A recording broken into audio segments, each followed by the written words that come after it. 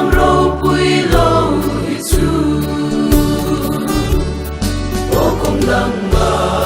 om nei ne mo ki ram lo khen na tu ri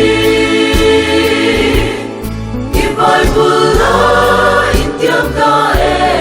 kum khata lo om tu ri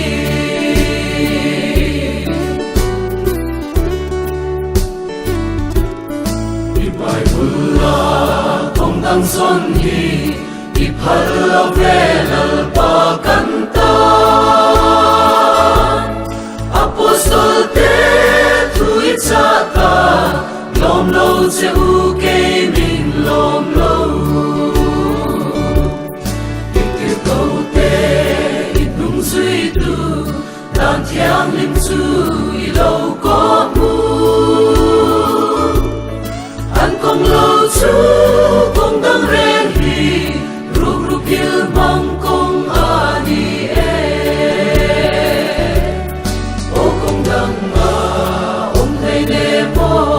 ki ram lo khen na tu ri i bai bula in tiam ta e kum khata lo om tu ri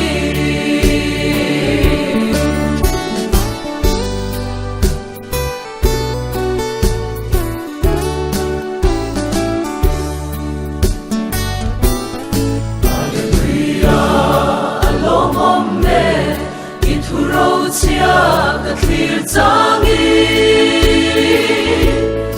in de la ka om se la nge ko vel to khen po i ni ti o kong dang ma om nei ne mo ki ram lo khen na tu ri i bai bula in tiam ta